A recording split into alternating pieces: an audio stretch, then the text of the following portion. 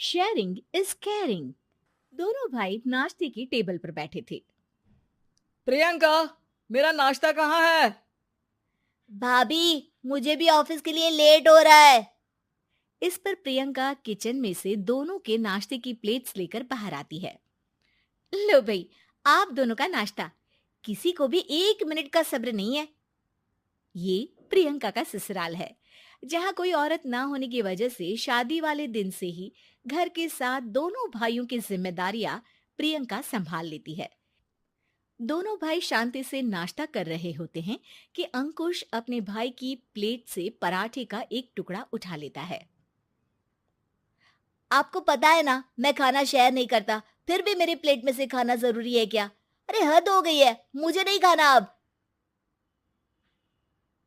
अंकुर गुस्से में नाश्ता छोड़कर टेबल से उठ खड़ा होता है।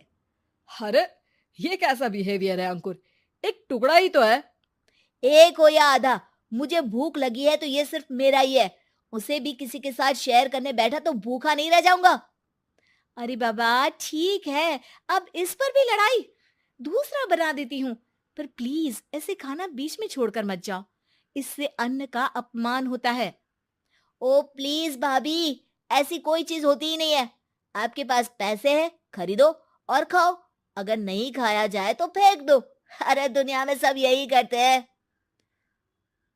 अंकुर बैग उठाकर ऑफिस के लिए चला जाता है, जिसके पीछे उसका बड़ा भाई मायूस सा घर में खड़ा रह जाता है।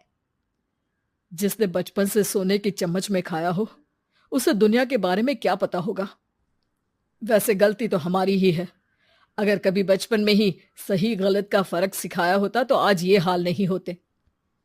आप फिक्र क्यों करते हैं जी? भगवान है, वो जो भी करता है सबकी भलाई के लिए ही करता है। और जब वो चाहेंगे तो अपनी तरह से अंकुर भैया को भी सब कुछ सिखा देंगे। पत्नी की बात पर विश्वास कर अंकुश भी ऑफिस चला जाता है।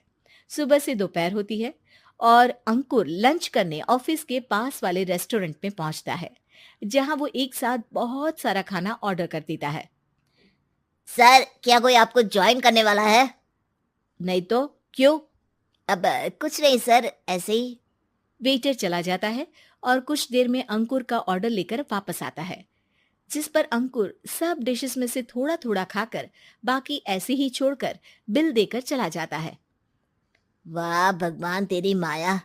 कहीं कोई एक एक टुकड़े के लिए तरसता रहता है और ये 5 लोगों का खाना ऑर्डर करके एक का भी पूरा नहीं खाते। पैसे वालों की माया।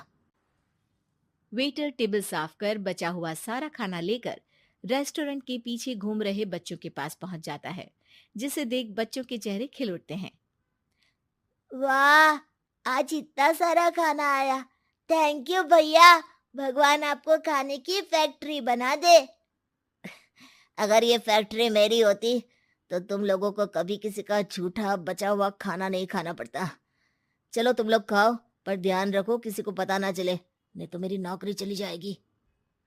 इसी के साथ दिन बीतता है और रात को दोनों भाई एक साथ घर पहुंचते हैं। कुछ देर में सब डिनर करने बैठते हैं, जहां अंकुश अंकुर को समझाने की कोशिश करता है। अंकुर, अगर हमें लाइफ में सब कुछ मिला है, इसका ये मतलब नहीं कि तुम उसका गलत फायदा उठाओ, बल्कि तुम्हें उसकी मदद से दूसरों को भी मदद करनी चाहिए। भैया, जिनके पास नहीं है उनकी वजह मैं तो नहीं ना। और ऐसे बहुत लोग हैं जिनके पास सब कुछ है। इसलिए अगर मैं एक इंसान कुछ नहीं करूंगा तो कोई फर्क नहीं पड़ने वाला।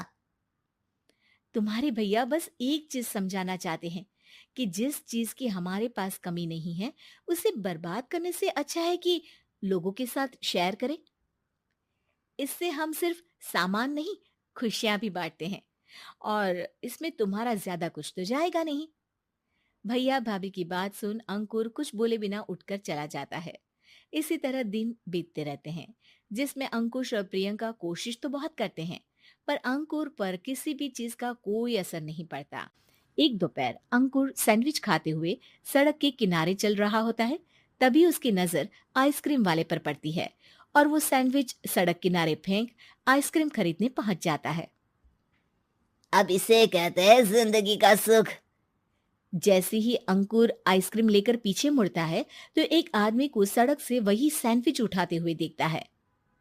वो आदमी बहुत कमजोर, गरीब, जैसे बहुत दिनों से खाना ना खाया हो वैसा लग रहा था। अंकुर उसके पास जाकर खड़ा हो जाता है। उसे देखकर आदमी सैंडविच अंकुर की तरफ कर देता है। आपको भी खाना है क्या? क्या हम इसे आधा आधा कर ले? मुझे बहुत भूख लगी है। वो मेरा ही झूठा सैंडविच है।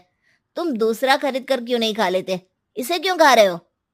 अरे भैया, अगर खरीदने के पैसे होते तो 4 दिन से भूखा नहीं घूम रहा होता। हैं? क्या? तुमने 4 दिन से कुछ नहीं खाया, फिर भी इस आधे सैंडविच को मेरे साथ बांटने के लिए तैयार हो गए? क्यों? अरे भैया, पैसा नहीं है तो क्या हुआ, इंसानियत आज भी उतनी महंगी नहीं हुई, और ना ही उस पर अमीर गरीब का टैग लगा है जो हम उसे रख ना सके। पर अफसोस, आजकल लोगों के अंदर पोषण, खून या विटामिन से ज्यादा इंसानियत की कमी होने लगी है। आदमी की बातों से अंकुर को समझ में आ जाता है कि वो आज तक कितना गलत काम करता आ रहा था। इसके बाद से वो अपनी किसी के साथ शेयर नहीं करने और खाने को बर्बाद करने वाली आदत को